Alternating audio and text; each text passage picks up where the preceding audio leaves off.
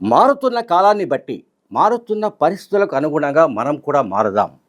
విశాల ప్రజల మధ్యకు వెళ్ళి ప్రజాయుద్ధాన్ని కొనసాగిద్దాం. ప్రజల్ని సమీకృతం చేద్దాం అంటూ మావోయిస్టు పార్టీ కేంద్ర కమిటీ అధికార ప్రతినిధిగా పనిచేసిన, ఎందుకంటే ఆయనను పార్టీ బహిష్కరించింది కాబట్టి మాజీ అధికార ప్రతినిధి అని చెప్పాలి మనం. మాజీ కేంద్ర కమిటీ సభ్యుడు అని చెప్పాలి. మావోయిస్టు పార్టీ కేంద్ర కమిటీ మాజీ సభ్యుడు, మాజీ అధికార ప్రతినిధి Mallojula Venugopal alias Abhay alias Sonu September 22న 3 పేజీలతో కూడిన ఒక లేఖను విడుదల చేశాడు ఆయన. ఆ లేఖ మీడియాకు 29వ తేదీన అందింది. 29వ తేదీన అందింది. అందులో ప్రధానంగా ఆయన ఏం చెప్తున్నాడంటే, ఇప్పుడు మారిన పరిస్థితులకు అనుగుణంగా మనం మారవలసిందే. దీనికి ఇప్పటికిప్పుడు తక్షణం కాల్పులను విరమించాలి, అట్లాగే సాయుధ పోరాటాన్ని విరమించుకోవాలి. ఇది ఆయన చెప్తున్న సారాంశం. దాంట్లో ఆయన చాలా విషయాలు ప్రస్తావించాడు. ఇటీవల బహుశా 2 నెలల కిందట అనుకుంటా, ఆ పార్టీ జనరల్ సెక్రటరీ, పార్టీ ప్రధాన కార్యదర్శి నంబళ్ళ కేశవరావు అలియాస్ బసవరాజ్ ఎన్కౌంటర్లో చనిపోయారు.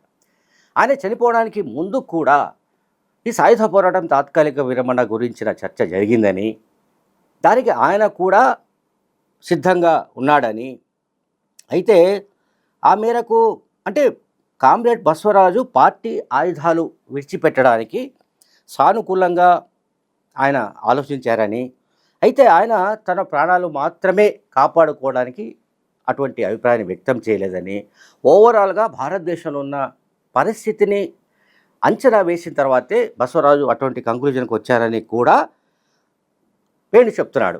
ఈ లేఖలో వేణు ప్రస్తావిస్తున్నాడు.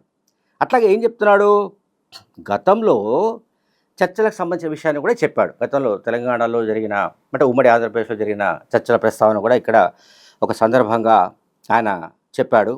అలాగే తాను తన ఫోటోతో కూడిన పత్రికా ప్రకటనలు చేయడం పట్ల చాలామంది విస్తుపోతున్నారు, చాలామంది ఆశ్చర్యపోతున్నారు. కానీ తాను మెయిల్ ఐడి కూడా ఇవ్వడం పట్ల కొంతమంది అభ్యంతరాన్ని వ్యక్తం చేశారు. అయితే మనకున్న అవకాశాన్ని ప్రకారం మనం పరస్పరం కలుసుకోవడం లేదా పార్టీ ఛానల్లో ఉత్తర ప్రత్యుత్తరాలు జరుపుకోవడం అనేది నా ప్రకటనలో మొదటి ప్రాధాన్యత అంశం. ఇది ఆయన చెప్పింది. అలా చేయలేకపోతున్న విధిలేని పరిస్థితుల్లోనే తాను తన మెయిల్ ఐడి ఇచ్చానని కూడా చెప్తున్నాడు. అట్లాగే సెంట్రల్ కమిటీ, అంటే పార్టీ సెంట్రల్ కమిటీ సమన్వయ రాహిత్యాన్ని ఆయన తప్పుపట్టాడు. సమన్వయ రాహిత్యం ఉంది, ఇక్కడ కేంద్ర కమిటీ స్థాయిలో కోఆర్డినేషన్ వైఫల్యాన్ని వేణు ఎత్తి చూపాడు ఈ ప్రకటనలో. అట్లాగే ప్రాంతాల వారీగా రాజ్యాధికారాన్ని స్వాధీనం చేసుకోవడానికి సంబంధించిన ఈ దీర్ఘకాలిక ప్రజాయుద్ధ పంథ ఇది ప్రస్తుత కాలానికి తగనిది, పనికి రానిదని వేణు ఒక నిర్ధారణకు వచ్చాడు దీంట్లో. కనుక తెలంగాణ సహా దేశంలోని అనేక విప్లవోద్యమ ప్రాంతాలు ఈ విషయాన్ని రుజువు చేశాయని చెప్తున్నాడు. అంటే ప్రాంతాల వారీగా, అంటే ఫర్ ఎగ్జాంపుల్ ఇంతకుముందు ఉత్తర తెలంగాణలో ఆల్మోస్ట్ ఒక ప్యారలల్ ప్రభుత్వాన్ని నడిపిన పరిస్థితి గతంలో కనిపించింది 80sలో. బట్ క్రమంగా ఆ ఉద్యమాన్ని అణిచివేశారు, ఆ ఉద్యమం అణిచివేతకు గురైంది. ఆ తర్వాత నల్లమలకు షిఫ్ట్ అయింది, అక్కడ అణిచివేతకు గురైంది. ఆ తర్వాత మావోయిస్టులు ఛత్తీస్గఢ్, జార్ఖండ్, బీహార్, బెంగాల్ ఇటువంటి ప్రాంతాలకు తరలిపోవాల్సి వచ్చింది. సో దీన్ని ఆయన, అంటే వేణుగోపాల్ చెప్తున్నది ఏమిటంటే, ప్రాంతాల వారీగా మనం రాజ్యాధికారాన్ని స్వాధీనం చేసుకోవాలన్న ఈ దీర్ఘకాలిక ప్రజాయుద్ధ పంథ ఏదైతే మనం ఆచరిస్తున్నామో ఇది ఇప్పటి పరిస్థితులకు సరైనది కాదు అని ఆయన కంక్లూడ్ చేస్తున్నాడు, అంటే కంక్లూజన్కి వచ్చాడు. అట్లాగే అసలు ఈ విషయాన్ని, అంటే దీర్ఘకాలిక ప్రజాయుద్ధ పంథ అనేది ఇప్పుడు ఏదైతే మనం ఆచరిస్తున్నామో ఇది సరైనది కాదని 2020లోనే, అంటే 5 ఏళ్ల కిందటే కేంద్ర కమిటీ సభ్యులు అభిప్రాయపడినట్లుగా కూడా అతడు ఈ లేఖలో చెప్తున్నాడు. ఎవరు? Venugopal alias Sonu alias Abhay.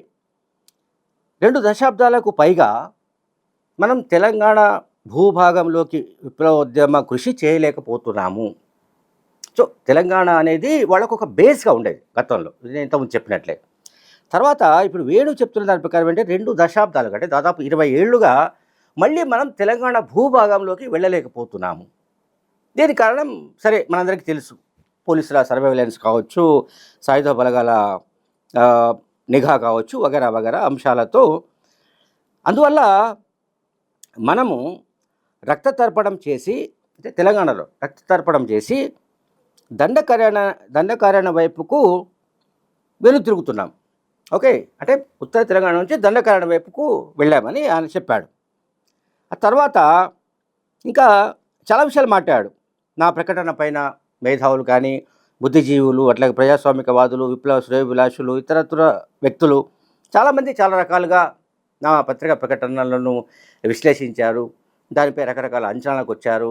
దానిపైన తమ అభిప్రాయాలు తెలియజేశారని కూడా ఆయన అన్నాడు. అయితే మొత్తంగా మన పార్టీ అంటే మావోయిస్ట్ పార్టీ మొదటి నుంచి కూడా రహస్య పార్టీ, అనేక దశాబ్దాలుగా ఒక నిషిద్ధ పార్టీ, అంటే నిషేధానికి గురైన పార్టీ. కనుక మనం ఈ పరిస్థితుల్లో పార్టీలోని అంతర్గత వ్యవహారాలపైన బయటి వాళ్ళు సాధికారికంగా స్పందించలేరు అని చెప్పాడు ఆయన. సరిగ్గా రహస్య పార్టీ కాబట్టి రహస్య పార్టీలో అంతర్గత వ్యవహారాలు ఆ పార్టీకి సంబంధించిన వాళ్ళు మాత్రమే చర్చించగలరు, దానిపై మాట్లాడగలరు, దానిపైన వాళ్ళ ఒపీనియన్ ఎక్స్ప్రెస్ చేసుకోగలరు.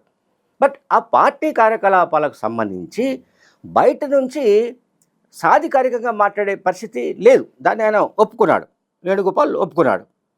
అట్లాగే తాను ఫస్ట్ మే 15న నేను ఆగస్టు 15న తయారు చేసిన ప్రకటనలపైన అంచెలంచెలుగా పార్టీ శ్రేణుల మధ్య చర్చ జరిపి చివరికి సెప్టెంబర్ 12న ఆ చర్చలు ముగిశాయి.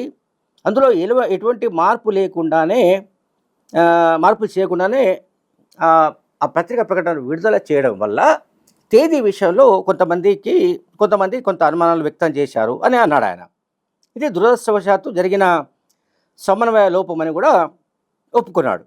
తర్వాత ఆయన తన ఫోటో పత్రికా ప్రకటన పైన ఒకవైపు ముద్రించడాన్ని కూడా ఆయన సమర్థించుకున్నాడు. అంటే మా పార్టీలో కేంద్ర కమిటీ అధికార ప్రతినిధి నేనే అయినప్పటికీ మా సెంట్రల్ కమిటీ కామ్రేడ్స్ ఎవరైనా సరే అభయ పేరుతో అత్యవసర సమయాల్లో పార్టీ ప్రకటన విడుదల చేయవచ్చనే అవగాహన ఉంది కనుక సో నేను ఈ జాగ్రత్తలు తీసుకున్నానని చెప్తున్నాడు. అని ఇంకేం చెప్తున్నాడు ఫైనల్గా, తెలంగాణ రాష్ట్ర కమిటీ అధికార ప్రతినిధి జగన్ ఈ మధ్య మల్లోజుల వేణుకు సంబంధించి ఒక ప్రకటన విడుదల చేశాడు. అయితే ఆయన ప్రకటనలన్నీ కూడా వ్యక్తిగతమైన అభిప్రాయం. ఇది సాయుధ పోరాటం తాత్కాలిక విరమణ ప్రతిపాదన వేణు వ్యక్తిగత అభిప్రాయం, సోను వ్యక్తిగత అభిప్రాయం కనుక అది పార్టీ అభిప్రాయం కాదు అని జగన్ ఒక స్టేట్మెంట్ ఇచ్చాడు. ఇప్పుడు జగన్ స్టేట్మెంట్కు కౌంటర్గా వేణుగోపాల్ ఈ స్టేట్మెంట్ ఇచ్చినట్టుగా మనం భావించాలి. ఈ 3 పేజీల స్టేట్మెంట్. దాంట్లో ఆయన ఏం చెప్తున్నాడు, జగన్కు నా విజ్ఞప్తి ఏంటంటే, కామ్రేడ్ జగన్ 1977 ఆగస్టులో మన ఆంధ్రప్రదేశ్ రాష్ట్ర కమిటీ చేసిన తీర్మానాన్ని దయచేసి క్షుణ్ణంగా చదువు. ఇది 1977లో. ఓకే. దానిని 18 ఏళ్ల తర్వాత సెంట్రల్ కమిటీ తీర్మానం అవసరం, ఆనాడు చేయవలసిన అవసరం లేదు, కానీ చేశారని చెప్తున్నాడు ఆయన. ఆనాడు చేయాల్సిన అవసరం లేకుండేనని సమీక్షించారు. నేటి యువతరం ఆనాటి పరిస్థితులు తెలుసుకోవడానికి అది ఎంతగానో ఉపయోగపడుతుంది అంటున్నాడు. ఎప్పటిది 1977లో ఆంధ్రప్రదేశ్ రాష్ట్ర కమిటీ చేసిన తీర్మానం గురించి ఆయన మాట్లాడుతున్నాడు. ఆయన ఇక ఫైనల్గా చెప్పిందంటే ఈ స్టేట్మెంట్లో, గడిచిన 10 ఏళ్ల సాయుధ పోరాటంలో ఒక ప్రతిష్టంభన ఏర్పడింది. ఈ ప్రతిష్టంభన కారణంగా పార్టీ శ్రేణులు బాగా దెబ్బతిన్నాయి. పార్టీ అగ్రనాయకత్వాన్ని మనం కోల్పోయాం. చాలా కష్టం మీద అక్కడొకటి ఇక్కడొకటి యాక్షన్ కార్యకలాపాలు చేయడం మినహా మనం ఏమీ చేయలేకపోతున్నాం. అందువల్ల శత్రువుకు మనం కలిగించిన నష్టం కంటే మనం ఎక్కువగా నష్టానికి గురయ్యామని కూడా ఆయన ఒప్పుకున్నాడు. ప్రజా పునాది ప్రాముఖ్యతను మన క్యాడర్ గుర్తించకపోవడం అనేది ఇక్కడ కీలకం అని చెప్తున్నాడు ఆయన. ప్రజా పునాదిని మనం గుర్తించవలసిన అవసరం ఉండింది, కానీ అది గుర్తించలేకపోయామని చెప్పినాను.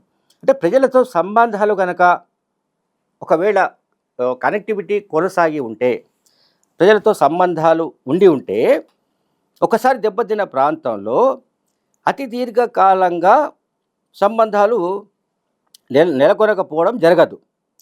కనుక అంటే ఆయన తెలంగాణను పదే పదే రిపీట్ చేస్తున్నాడు. తెలంగాణలో జరిగిన ఉద్యమాలు, అణిచివేత, ఆ తర్వాత అక్కడి నుంచి మనం మళ్ళీ వేరే ప్రాంతాలకు షిఫ్ట్ కావడం, దాన్ని ఆయన తప్పుపడుతున్నట్టుగా మనకు కనిపిస్తోంది.